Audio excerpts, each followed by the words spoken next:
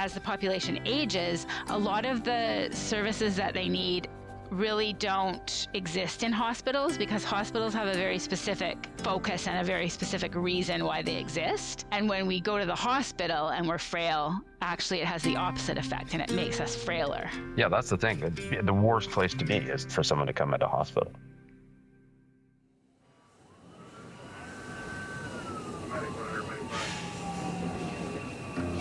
Welcome to Harbouring Hope, a podcast brought to you by the Nanaimo District Hospital Foundation. I'm Barney Ellis, CEO of the foundation, and your host for this series. We're on an exciting journey with our dedicated donors who you will hear from throughout this series as they share why it is in our nature to give and their collective vision for improving health across Central and North Vancouver Island.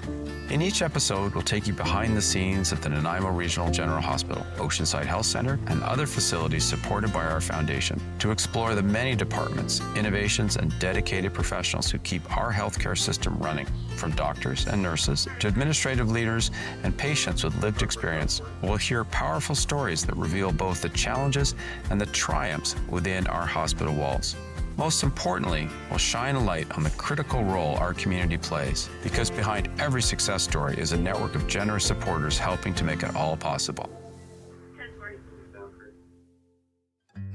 Today, we're joined by Shelley Gallant from Island Health. Shelley is the Executive Director of Operations and Community Care, Palliative End of Life, and Senior Strategies. Let's get into our conversation. The Nanaimo District Hospital Foundation is known best probably for supporting the hospital, and the Nanaimo Regional General Hospital is our title almost. But we do a lot more now. In the last couple of years, we've been expanding our mandate, and they've had some great partnerships to really support the improvements to healthcare throughout Central Vancouver Island. One of the absolute keystone players in all of this is the wonderful and talented Shelley Gallant. And Shelley, from my simplistic point of view, is basically, it seems like, responsible for everything outside of NRGH in our community.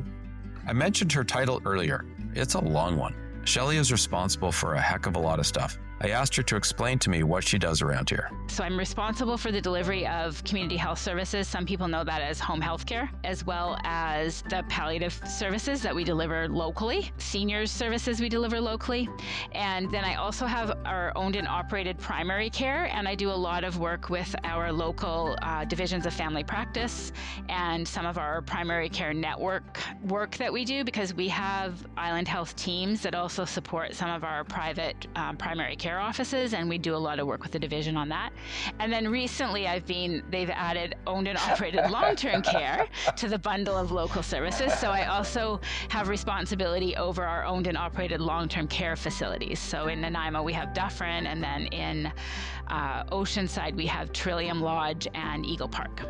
So it is a bit of a different kind of a role than acute care, but it's kind of exciting, and it is really about how do we support people to stay living healthy in the communities and try to avoid going to the hospital, or when they have to go to the hospital, how do we really get them home and help them get back on their feet at home. So this work is so important. As we mentioned in the last episode of Damien Lang, the population that we serve here in Central Island is the oldest population in Canada, and it's true. Keeping people at home longer as opposed to entering the hospital is much better for their overall health and well-being. I asked Shelley to explain why this is. As the population ages, a lot of the services that they need really don't exist in hospitals because hospitals have a very specific focus and a very specific reason why they exist. And the services and the support people need is more about function and reducing frailty than it is about fixing something, which acute care is basically, you go and you have a medical problem or a surgical problem and we fix it and then you go home. But as people age, they get more chronic conditions, they become frailer due to age. We do know that there's things we can do to prevent frailty and to make frailty less of an impact on people. And so really when we're looking at outside of the hospital walls, we're really looking at services that promote health and keep people functioning in the way that they functioned when they were younger, longer. And when we go to the hospital and we're frail, actually it has the opposite effect and it makes us frailer. Yeah, that's the thing. The worst place to be is for someone to come into hospital. Exactly.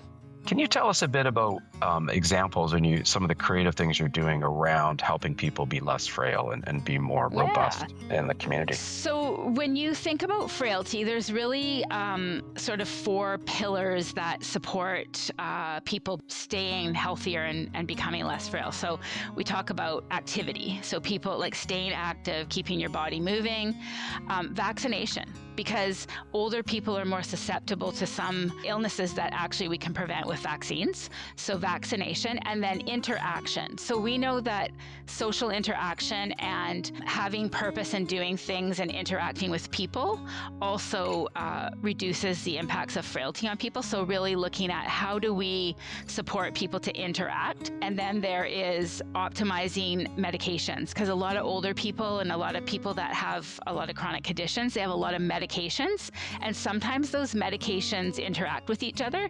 So it's really important to regularly review those and make sure that those medications are optimized and that you're only taking what you need to take. And then diet and nutrition is also a big thing. So these are some ways that the older population is supported when it comes to being more robust in the community and preventing frailty.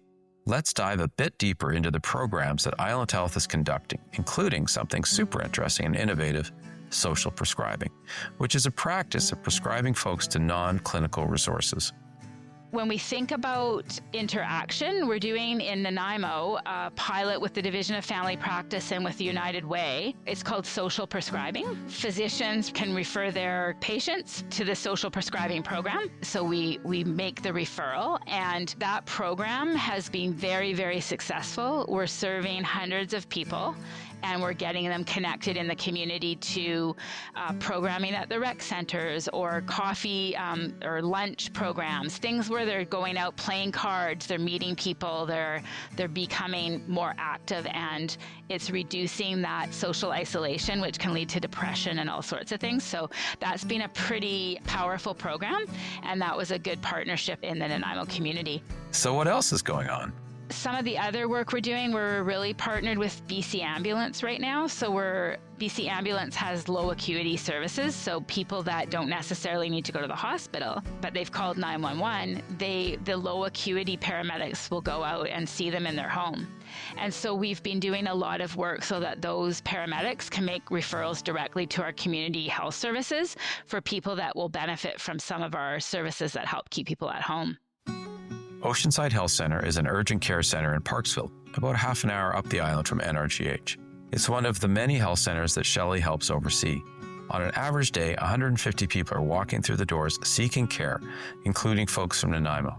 I asked Shelley to tell me a bit more about what's going on there and if there's anything new and exciting happening.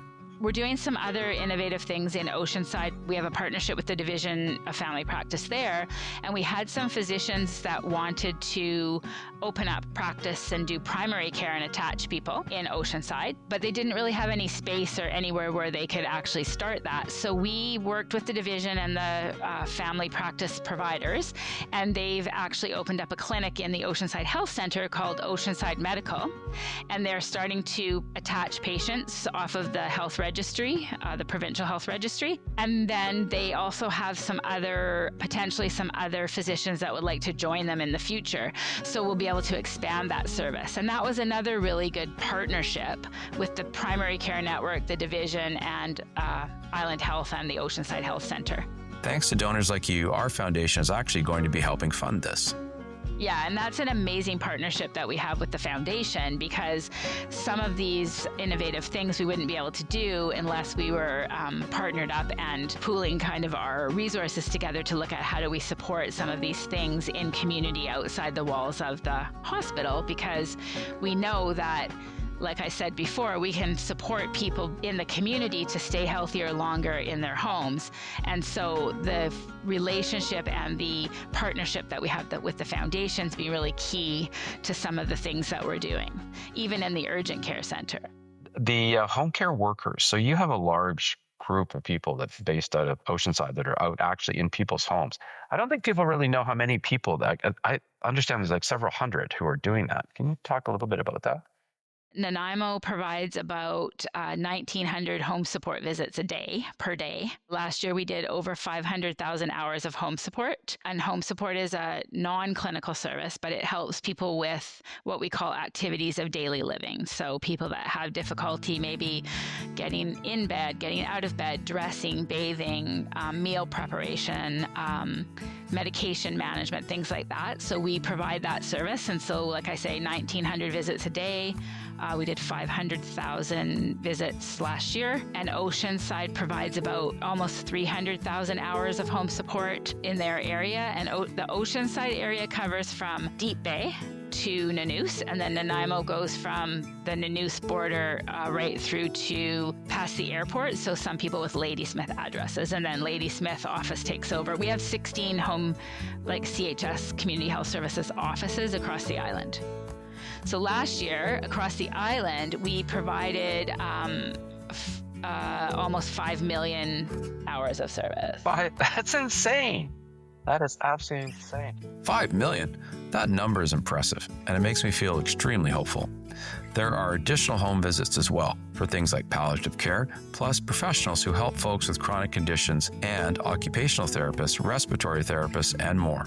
Last year, about 11,000 people were provided home care in this way, and professional services were provided to 35,000 people. These home visits have been able to reduce visits to the emergency room by 30%.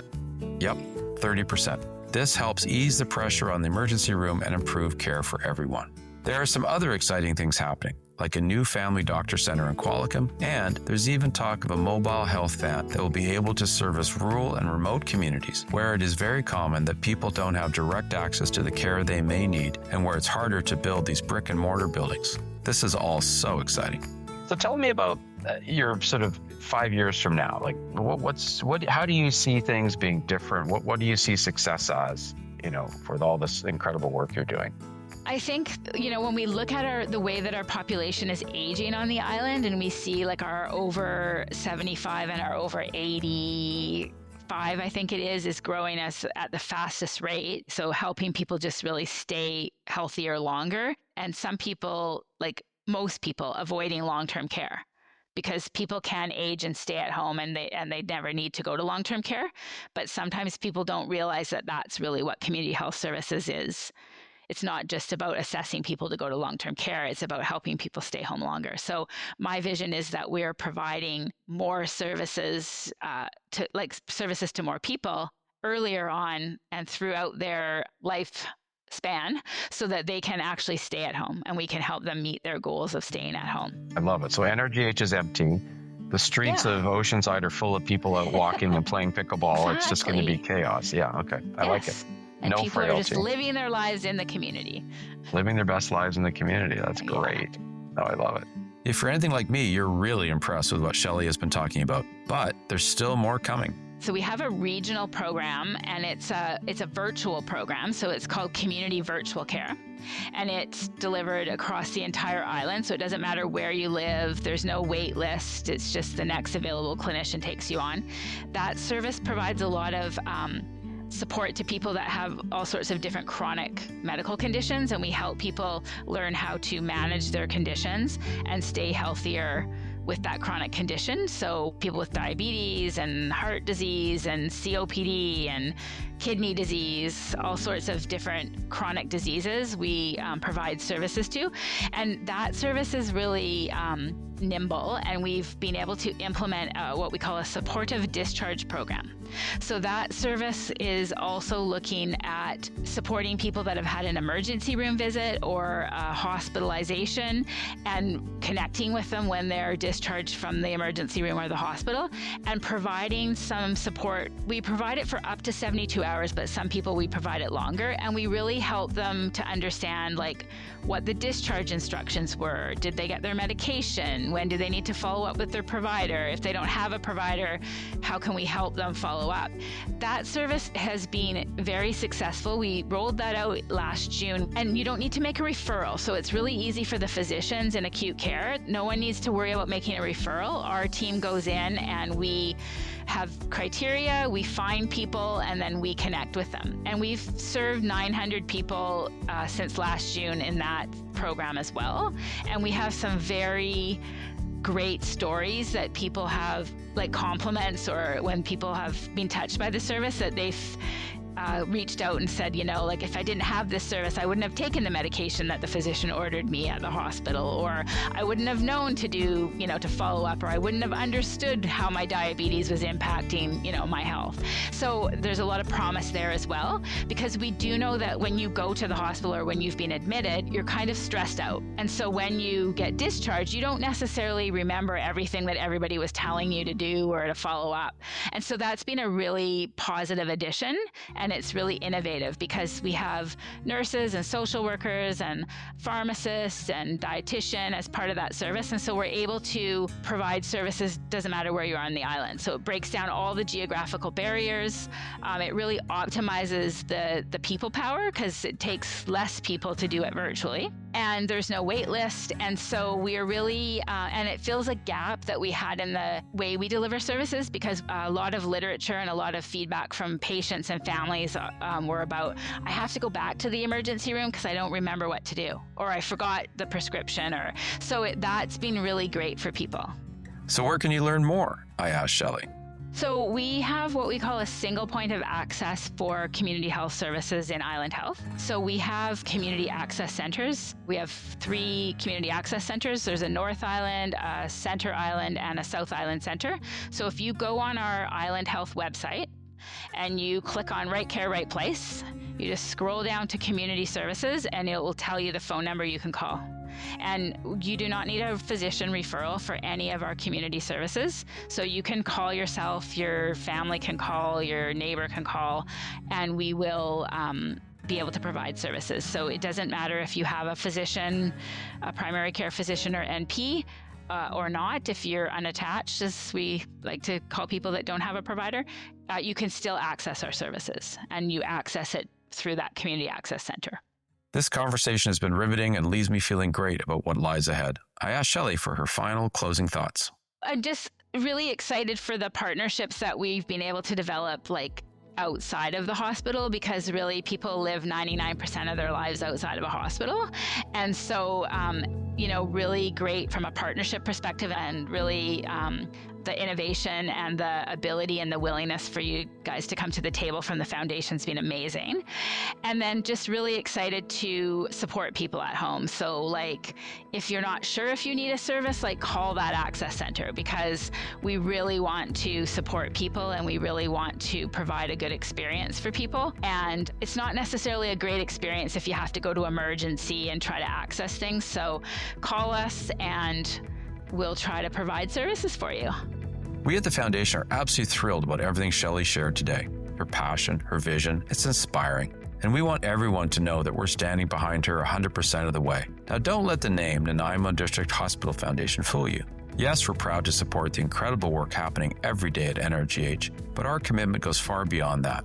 We're here for the Oceanside Health Centre, for the Dufferin Long-Term Care Facility, for Trillium and Eagle Park Long-Term Care, and for all the care that happens across Mid and Central Island to help keep our communities healthy. Whether it's acute care, long-term care, or specialized services, we're invested in making sure every healthcare team has what they need to do their best work, wherever they are. If you'd like to be part of that impact, we invite you to donate to the Foundation today. Every gift, big or small, helps strengthen care across Central and Northern Vancouver Island. Thank you for joining us today on Harbouring Hope. To learn more about the Nanaimo District Hospital Foundation, please visit nanaimohospitalfoundation.com. I'm your host, Barney Ellis Perry. If you are a current or future partner of the Foundation, thank you. With your unwavering support, we are delivering a new standard of care for all who call this amazing region home. Together, it's in our nature to give.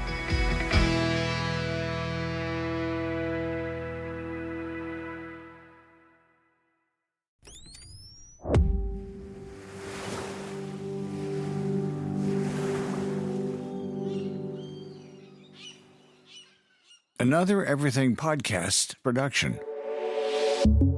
Visit everythingpodcast.com, a division of Pattison Media.